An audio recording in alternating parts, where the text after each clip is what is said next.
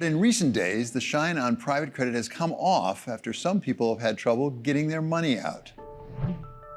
Shares of KKR and Blue Owl were down as much as 10% yesterday. And I think we're seeing the first sign of stress around these funds. Although the lending is private, concerns about the industry have made their way into public markets, with shares of Blue Owl, Apollo, and others under pressure. I get nervous anytime any particular strategy gets a little bit crowded. Andrew Junkin invests in private credit as Chief Investment Officer for the Virginia Retirement System.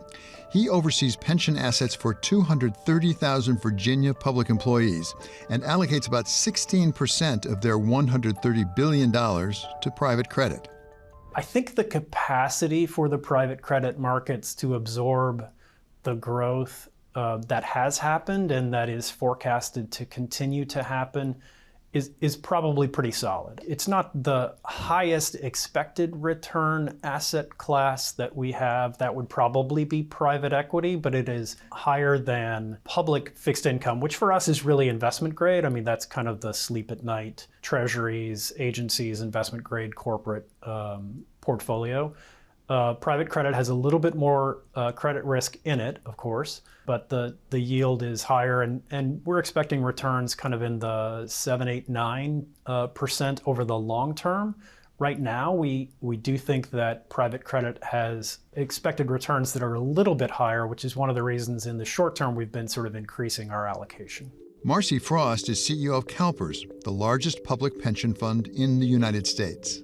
On the private credit side, we've been very specialized and working only with, high quality managers. We had a 8% allocation to private credit, and I think we're hovering around 4%. And we believe that book is diversified enough that, the team is really not too concerned about the software exposure.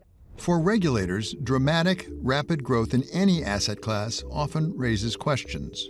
Anytime an asset class grows very quickly, in absolute amounts, but also profitability, it should invite closer scrutiny. It doesn't mean it's necessarily problematic. Dan Tarullo served as a member of the Federal Reserve Board from 2009 to 2017, with particular responsibility for bank oversight.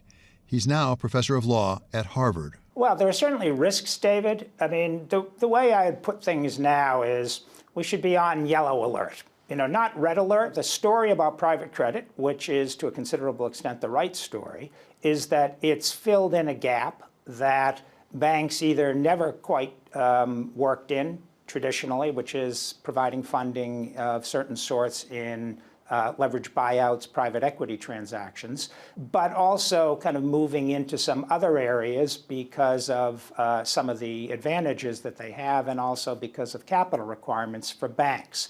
So if we take that as a starting point and say, okay, for regulatory and business reasons, banks aren't in some of these spaces, private credit moves in. It's not as though the banks are now totally out of the exposure, because banks have been providing and do provide a substantial amount of backup credit lines for private credit funds. And thus the exposure of banks is indirect rather than direct, but indirect exposure can be just as damaging as direct exposure. JP Morgan just this week decided to limit its indirect exposure by restricting lending to some funds. The degree of risk in private credit depends, of course, on what you're comparing it to, a point Apollo's Marc Rowan knows all too well. And it's de-risking for individuals because people are not funding their investments in these BDCs with their treasury portfolio. They're selling their equities. Last I looked, first lien debt is senior to equity. They are making an intelligent decision that they can earn equity-like returns without equity-like risk and take money off the table. I mentioned that public equity is about 32% of our portfolio and that private credit had moved up, or credit strategies had moved up. Actually, the funding source for that had been largely public equity. So for us, it was kind of a relative value trade. Whatever the comparison, managing the risk in private credit is critical, as in any investment. That's a major theme of Lloyd Blankfein's new book, Streetwise, about his career at Goldman Sachs. He describes Goldman's risk management system based on marking assets to market daily, something that's difficult to do with assets like private credit that, by their very nature, don't change hands regularly. but something Apollo Global Management just announced it was moving toward. It's illiquid. I mean, it's illiquid for good reasons. If you're financing lending somebody $200 million on something, and you want to sell 10% of it, who's going to do the credit work on such a small piece? And you just don't have the liquidity to see it. And I would say a lot of the people who are doing this, running these portfolios, will say they are marking them. But how do you mark it? Tarullo agrees that the illiquidity of private credit makes it more difficult to keep valuations current. But he also has other concerns. One of the things that worries me here is that the information gaps we have aren't being plugged to the best of the ability of the regulators. And if they did that work, we might all be somewhat reassured. I suspect would probably find some issues and problems that need to be dealt with. But it's both the opaqueness of the valuations of many of these investments, because there's no price discovery for these illiquid loans, and the fact that the regulators are not helping the rest of us poke through that opacity and figure out exactly what is going on. While concerns about the risk profile for private credit are on the rise, others point to its strengths, in spite of the recent market turmoil. Obviously, some companies have some credit issues, and either they get refinanced or in some cases they get reorganized. But by and large, I would say the default rate has been lower than has been expected historically, and so the returns have commensurately been probably a little bit higher. Making sure that private credit is the right investment depends every bit as much on who's doing the investing as it does on the nature of the credit being extended. What may make sense as part of a large portfolio for an institutional investor may be wrong for retail investors saving for retirement. One of the biggest advantages of private credit has been that the capital is tied up. That means there's not liquidity for the investors, but it also means that the private credit fund has a very good sense of when it's going to face redemptions and how much capital it has available.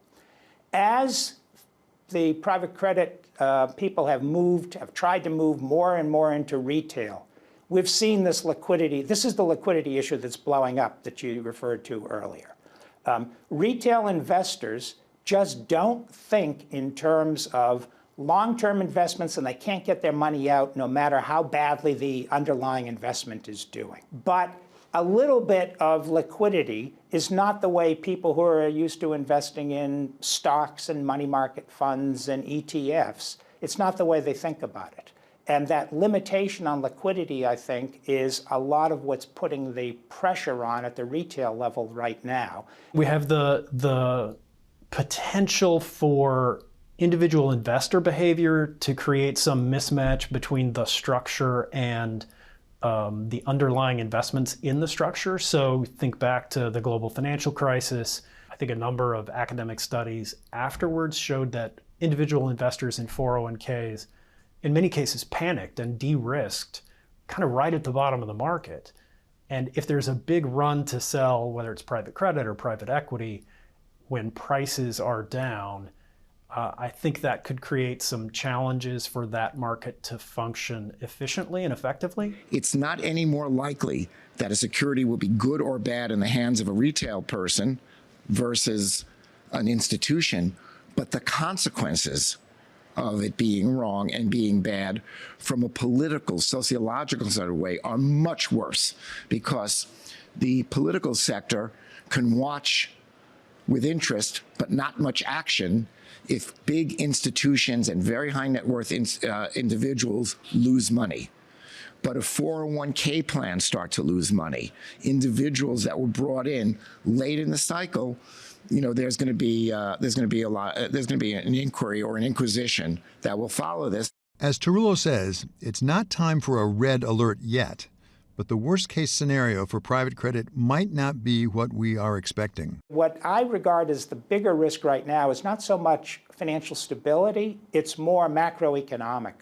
That is, how much leverage is there totally in this system? We know there's leverage by the companies that are borrowing from the private credit funds, but are the investors, to what degree are the investors in the private credit funds also borrowing? To what degree are the private credit funds themselves borrowing? And once you really need to have that sense of how much leverage is there, and you need to have a sense of what would happen if the investments into the private credit funds dried up so that they could no longer make the kinds of loans that they've been making. Under those circumstances, I would expect that banks and other providers of credit could step in to some degree, but I don't think they'd be able to fill the hole entirely. And so you'd have the same kind of problem, a concern that you have when banks are encumbered because of losses. They can't make more loans, and they are denying credit to creditworthy households and businesses. So as we sit here today, I'm actually somewhat more concerned about the macroeconomic impact of private credit than the financial stability or macroprudential impact of private credit.